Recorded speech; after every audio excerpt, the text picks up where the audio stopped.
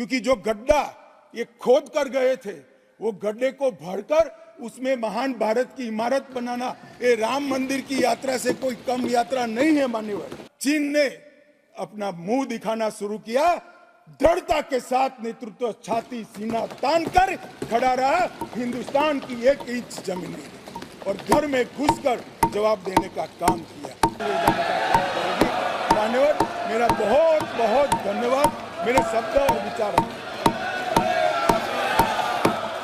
मान्यवर, ये बहुत बड़ा संदेश मोदी जी ने दिया है और मैं फिर से एक बात कहना चाहता हूं, जिसने संन्यास्त नहीं लिया है, जो सन्यासी नहीं है, जो किसी पंथ संप्रदाय का उपदेशक नहीं है, ऐसा व्यक्ति और जो देश का शासक है, प्रधानमंत्री है, प्रधान सेवक है, ऐसा व्यक्ति आध्यात्मिक चेतना, भक्ति की चेतना खड़े है।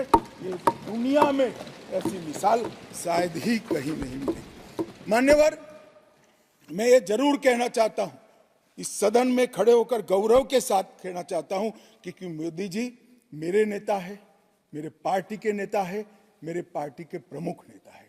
मान्यवर, मोदी जी ने एक ऐसा नेतृत्व दिया जिसने अनेक समय पर नेतृत्व के गुण क्या होते हैं इसका परिचय देने का काम किया। अच्छे समय में भी किस प्रकार से संयम रखना चाहिए इसका एक उदाहरण स्थापित करने का काम किया और हर समय पर निर्भयता के साथ संवेदनशील, सजग और जन भावनाओं को समर्पित नेतृत्व कैसा होता है इसका उदाहरण दिया। इनके 10 साल के कालखंड के अंदर अनेक प्रकार के पड़ाव आए हैं।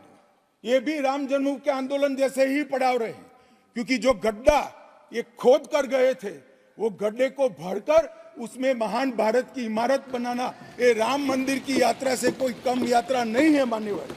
सबसे पहले मैं कहता हूं कि जो आर्थिक क्षेत्र के अंदर जो बदहाली करी थी, जो पॉलिसी पैरालिसिस वाली गवर्नमेंट थी, सैकड़ों पॉलिसियां बनकर आज 11वें नंबर से 5वें नंबर पर हमारे अर्थतंत्र को ले जाकर एक नीति के आधार पर चलने वाला राज्य, नीति के बनाने वाले नेता कैसा होता है उसका उदाहरण दिया। कोविड आया तो भयभीत हुए बगैर, सरकार की मशीनरी कम पड़ जाएगी, जब तक आंदोलन पूरा देश नहीं लड़ेगा इससे हम नहीं लड़ पाएंगे, वो जानते हुए एक मोर्चे पर वैक्सीन का इनोवेशन का काम चालू रहा, दूसरे मोर्चे पर हेल्थ इंफ्रास्ट्रक्चर का अपग्रेडेशन का काम चालू रहा, तीसरे मोर्चे पर हर गरीब के घर में अनाज पहुंचाने का काम चालू रहा, चौथे मोर्चे पर जो कोविड की दर्दियों की शुश्रूषा कर रहे थे उनका नेतृत्व करने का काम चालू रहा और 5वें मौके पर जनता कर्फ्यू, दिया जलाना, थाली बजाना, हंसने वाले आज रोड पर घूमते हो गए, उनको मालूम नहीं है पूरी दुनिया मोदी जी के संवेदनशील और समग्रता से भरे हुए नेतृत्व को आज स्वीकार। मान्यवर, यही समय में कोविड का पड़कार भी आया, यही समय में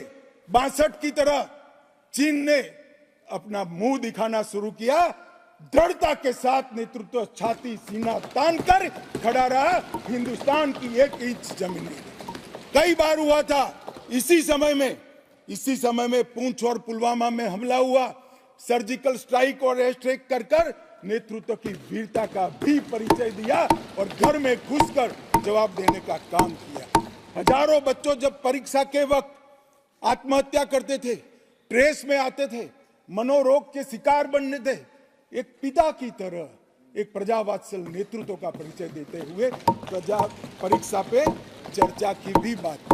और जब मौका राम मंदिर का आया तब एक सन्यासी की तरह, एक भक्त की तरह गौरवपूर्ण तरीके से आध्यात्म को जागरूक करते हुए आध्यात्मिक चेतना का जागरण करने का काम भी नरेंद्र मोदी जी ने किया। मैं इसलिए कहता हूं कि बहुत लंबे समय से इस देश को ऐसे नेतृत्व की जरूरत थी।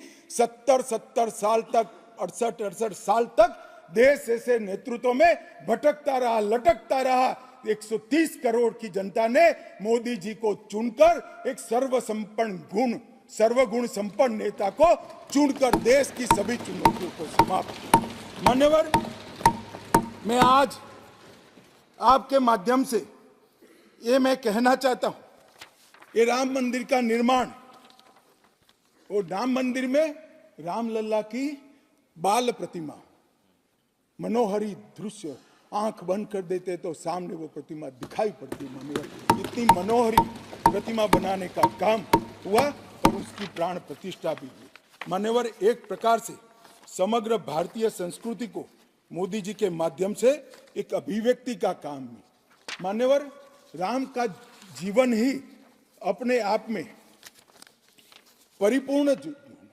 बचपन में ही शिक्षा संस्थानों की रक्षा के लिए विश्वामित्र के वहां रावणों का वध किया, अहल्या को सम्मान दिया, मां सबरी को गले लगाकर इस देश के गिरिजन और पिछड़े लोगों को गले लगाने का काम किया, महिलाओं का सम्मान किया, और गिलहरी, गिद्ध, वानर, रींछ, वनवासी सबको जोड़कर सत्य पर सत्य की विजय का झंडा श्री राम ने फहराया।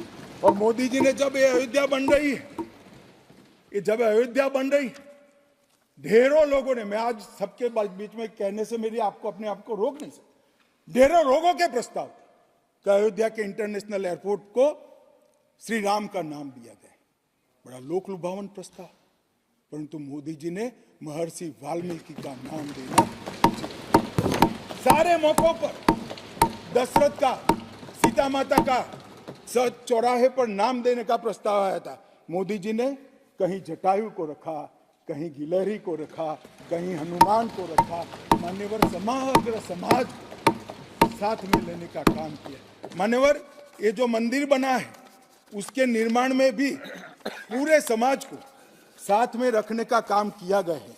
मान्यवर, मैं आपको जरूर बताना चाहता हूं कि इसमें देश के हर हिस्से को स्थान देने का काम मंदिर के निर्माताओं ने किया है। एक भी प्रदेश ऐसा नहीं है जहां से कुछ नहीं आया है। हर प्रदेश और आसपास के सभी देशों से राम काज के लिए कुछ न कुछ समर्पित हुआ है। सबकी भूमिका पूरे समाज को जोड़कर मान्यवर ये मंदिर बना है। ये सामाजिक एकता का एक अद्भुत उदाहरण मंदिर है, सांस्कृतिक पुनर्जागरण का अद्भुत उदाहरण मंदिर है।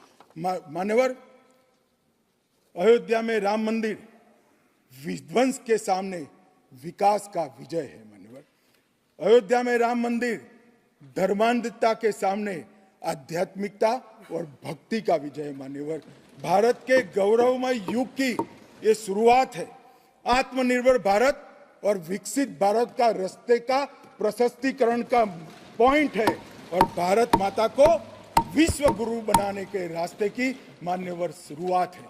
मैं जरूर मानता हूं कि सालों से, सदियों से इस देश के प्रेरणा पुरुष रहे, जिनके चरित्र से न केवल इस देश, पूरी दुनिया संदेश लेती है, ऐसे प्रभु श्री राम को मूर्ति का अपने निज घर में स्थापन से इस देश का जो नया युग शुरू हुआ है ये बहुत शुभांकर होगा और आने वाले दिनों में 2024 में भी मोदी जी के नेतृत्व में यहाँ सरकार बनेगी और ये शुभांकर शुरुआत हुई है, उसको गंतव्य स्थान पर ले जाने का काम करेगी।